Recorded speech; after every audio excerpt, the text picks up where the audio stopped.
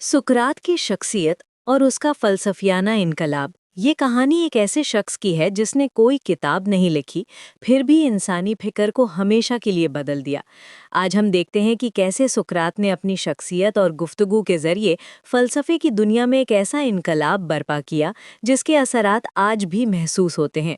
सुकरात की अहमियत किसी तहरीरी नज़रिए में नहीं, बल्कि उसकी शख्सियत में थी। ये बात कितनी दिलचस्प है कि जिस शख्स ने कभी कोई किताब नहीं लिखी, वो फलसफे का सबसे बड़ा नाम बन गया। सुकरात का तरीकाकार मुनफरिद था। वो सवाल पूछता था, गुफ्तगू करता था और अपने साथियों को सोचने पर मजबूर करता था।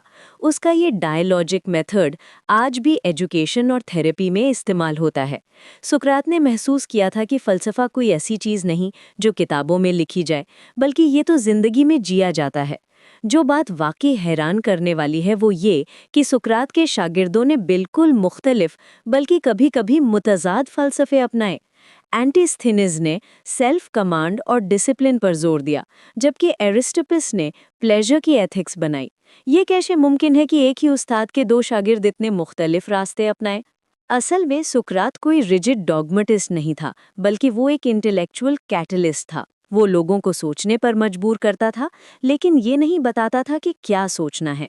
उसका ये अप्रोच इतना ताकतवर था कि मुख्तलिफ फिलोसफिकल स्कूल्स ने उसे अपना आइडियल मॉरल पर्सनालिटी बनाया। सुकरात ने सोफिस्ट्स के रिलेटिविज्म के खिलाफ एक ह्यूमनिस्टिक रिएक्शन मुकम्मल किया। जहां सोफिस्ट्स कहते थे कि सब कुछ रिलेटिव है, वहां सुकरात ने ट्रू और इंड्योरिंग मॉरल स्टैंडर्ड्स की तलाश शुरू की। ये तब्दीली ग्रीक थॉट में एक टर्निंग पॉइंट थी। डॉक्टर जमशेद, ये समझना ज़रूरी है कि सुकरात ने फ़लसफ़े को ट्रेडिशन, पावर या कन्वेंशन की बुनियाद से हटाकर रीज़न, नॉलेज और मॉरल इंक्वायरी की बुनियाद पर रखा। सुकरात का सबसे मशहूर नज़रिया ये था कि वर्च्यू इज़ नॉलेज। इसका मतलब ये था कि अगर कोई शख्स वाकई जानता है कि क्या सही है, तो वो गलत काम नहीं करेगा। एथिकल फेलियर की वजह विकेडनेस नहीं, बल्कि इग्नोरेंस है। ये नज़रिया रेवोल्यूशनरी था, क्योंकि इसका मतलब ये था कि मॉरल गुडनेस टीचेबल है। अगर वर्च्यू नॉलेज है, तो इसे सिखाया जा सकता है, सीखा जा सकता है। इस नज़रिए के पॉलिटिकल इम्प्लिकेशंस बहुत गहरे थे। अगर वर्च्यू इक्वल्स नॉलेज है, तो इग्नोरेंट रूल खतरनाक है।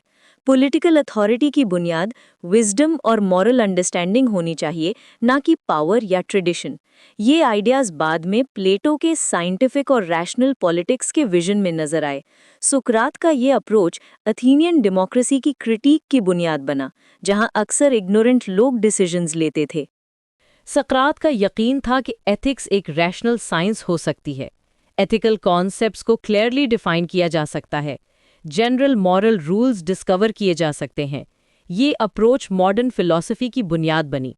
इसने ये दिखाया कि मोरालिटी कोई आर्बिट्रेरी चीज़ नहीं, बल्कि इसके अपने रूल्स और प्रिंसिपल्स हैं जिन्हें रैशनल इंक्वायरी के जरिए समझा जा सकता है। एजुकेशन सकरात के विजन का मरकज था। वो मानता था कि एजुकेशन से इंडिविजुअल्स और सोसाइटी दोनों को बेहतर बनाया जा सकता है। ये आइडिया आज भी रेलेवेंट है जब हम देखते हैं कि कैसे एजुकेशन सोशल प्रॉब्लम्स का हल हो सकती है। सकरात का ये विजन कि नॉलेज और वर्च्यू के जरिए बेटर गवर्नेंस मुमकिन है, आज भी पॉलिटिकल थियरी में इन्फ्लुएंशियल है। सकरात का असर इतना गहरा था कि बाद में आने वाले अजीम फलासफा जैसे प्लेटो और एरिस्टोटल ने भी इसके आइडियाज को अपने काम में शामिल किया। अगरचे उन्होंने कुछ सोक्रेटिक स्कूल्स को ओवरशैडो कर दिया, लेकिन सकरात की बुनियादी टीचिंग्स का असर बरकरार रहा। नॉर्मेटिव पॉलिटिकल थियरी की बर्थ सकरात के काम से हुई।